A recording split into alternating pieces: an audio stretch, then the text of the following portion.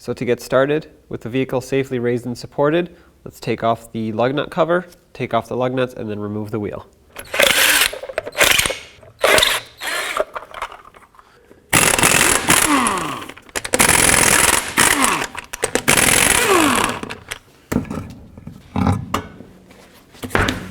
The next thing I'm going to do is remove the tie rod end from the knuckle. That's going to allow me to swing the knuckle back and forth, and it's going to give me more room to work. Use a 21mm socket. And if it's not broken free like mine is, tap on the knuckle right here until it breaks free. Pop that off, and I like to put my hardware back where it comes from if possible so I don't lose it. Before we go any further, in order to not separate the CV joints inside your axle, pop off this cap and remove the axle nut. To do this, you can use a screwdriver or a little pry bar.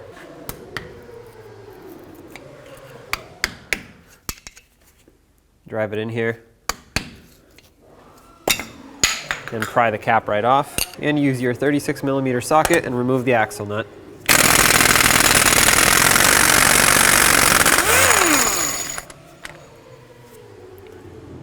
Remove the washer as well. Next, with a punch and a hammer, make sure that your axle breaks free. You want it to not be stuck in the hub, otherwise it will separate the CV joint. The next step is going to be to remove the brake caliper and its bracket from the knuckle. I have a lug nut on the studs holding the rotor just in case that wants to come off. Take off this 18mm bolt as well as this one up here, and that will release the caliper with the bracket.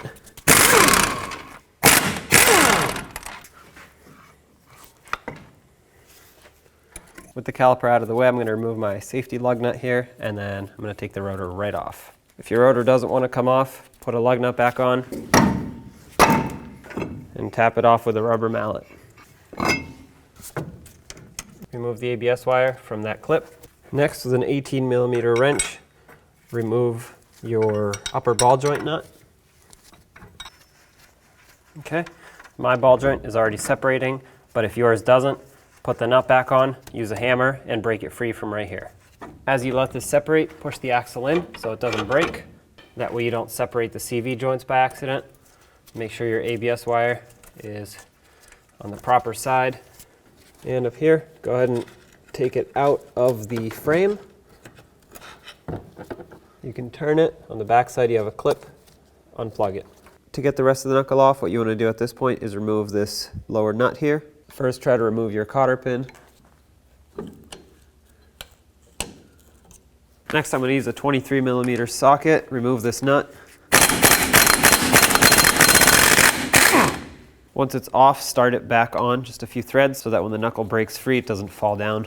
And now you want to take your hammer and hammer right on these two little nubs on the knuckle, and that'll allow it to break free.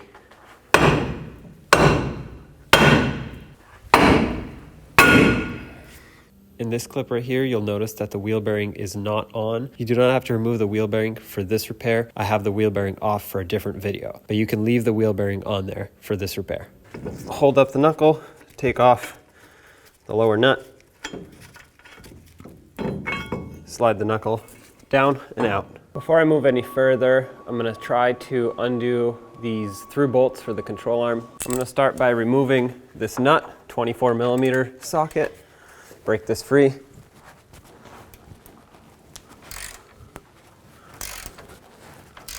And it's actually spinning the whole bolt, which is good and bad. It's good because that means it's not seized, and it's bad because, well, I have to grab another tool. So in this case, what I'm going to do is I'm going to use my air gun on the front with an 18mm socket. I'm going to hold this on the back side with my ratchet.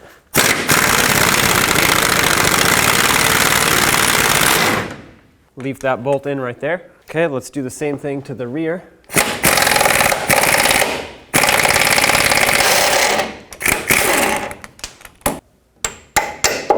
And you can hammer out the bolt. Watch out for the falling washer. If the axle is in the way, you can just grab it and twist it as you pull out the bolt. And remove the front bolt as well.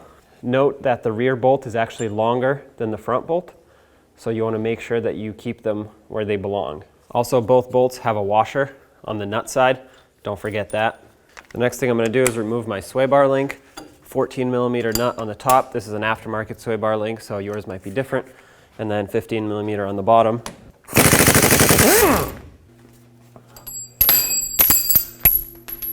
You might want to hold the bottom. With the sway bar link removed, the only thing that's left holding this control arm in place are the two lower strut bolts. So we'll take those out carefully, and then the control arm will be free. Okay, I'm going to take one out. I'm going to now take off the second one.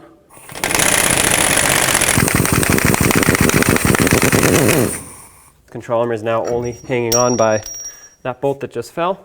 Now you can swing it down and pull it right out of the frame. And here's your control arm.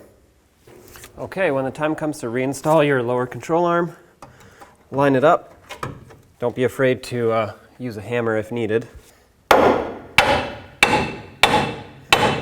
With at least one of your holes lined up, start your bolt so the control arm can stay in here, and then line up the other one.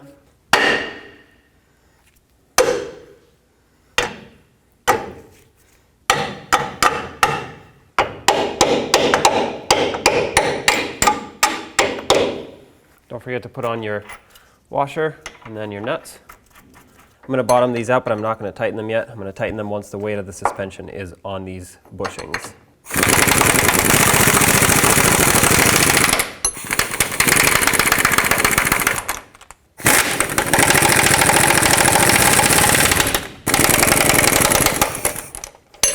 Bring the control arm up and get one of your strut bolts started,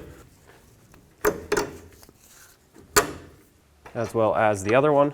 For me, the second one doesn't want to quite line up, so I'm going to snug this one, put my sway bar link in, and then I can use the sway bar link to pry the strut. Okay, I'm not going to tighten this fully, I'm just going to bring it close. Now when you install your sway bar link, leave one bushing on, as well as the washer, put it through the control arm, grab another bushing and another washer. Now you can spray it with some anti-seize if you want to. This will help prevent it from seizing in the future. Put your sleeve in, another washer, and another bushing. Now keep in mind these bushings are always going to face with the raised area towards the either the sway bar or the control arm. Put that through, put another bushing and your washer. And now to put your nut on, I'm going to use a long pry bar, pry down on this sway bar. That's going to give me just enough threads up here to start the nut on. Now I can let go and tighten up my sway bar. 14 up top, 15 on the bottom. You're going to go until you see the bushings start to squish a little bit, which is right about here. And because this truck has a leveling kit, it's putting this front strut at an awkward angle, which is why I can't get this other bolt in. But as you can see, with the sway bar in here, I can easily pry on the mounting location for the strut and insert my bolt. Now we can tighten these up fully, and then we'll torque them to 37 foot-pounds.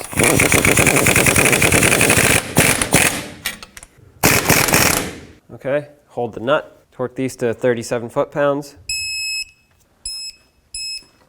Now it's time to install the knuckle. Again, there's no wheel bearing attached here, but just imagine that it's there. Like I said before, you don't have to remove it for this repair. Slide it over the axle, under the ball joint, and then bring it up and over the lower ball joint stud, and start on your nut to hold it in place. I'm going to snug up this nut.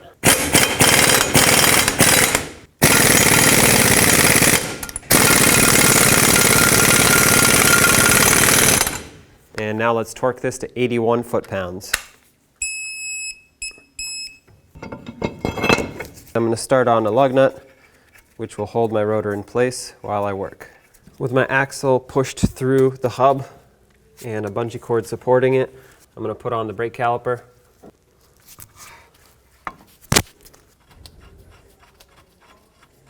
Okay, let's run these down.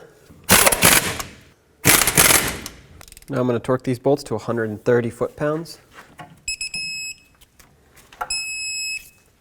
All right, now I'm going to get ready to connect my upper ball joint to the knuckle. So with a large pry bar that I put right in there, I'm going to press down, bring the ball joint in, connect my nut on the bottom side. Once my nut is connected, I can let go. All right, at this point, we can tighten up this nut fully. Now the torque for this is 37 foot-pounds, but there's no way I'm gonna be able to torque this, so I'm just gonna make it really tight with the wrench. Okay, so that just bottomed out right there. I'm gonna take my wrench, pull it hard, do it one more time, and that is definitely at least 37 foot-pounds. Next, clip in your ABS wire onto this bracket here on the upper control arm, and then connect it into the main harness here, upside down, and then press it into the frame. Now I want to get my tie rod connected into the knuckle again, start the nut, we'll snug it up. Now we're going to torque this to 44 foot-pounds. At this point, I'm going to torque the lower control arm bushings. I can reach the nut on the front bolt, but I can't on the rear bolt, so I'm going to have to torque the bolt on the rear and the nut on the front. Torque these to 129 foot-pounds.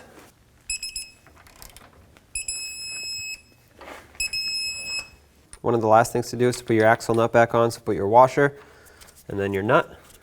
To torque my axle nut, I'm going to take a pry bar, and with the truck back close to the ground, I'm going to put it like this so that as I put pressure on it, the wheel's not going to want to spin. The pry bar is going to keep it in place. And then torque this to 177 foot-pounds. Don't forget about your little dust cap here. Hammer that back in place. Next, get your wheel back on.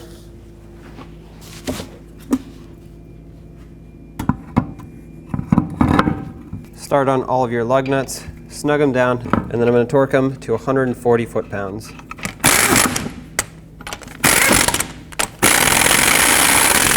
Okay, 140 foot-pounds.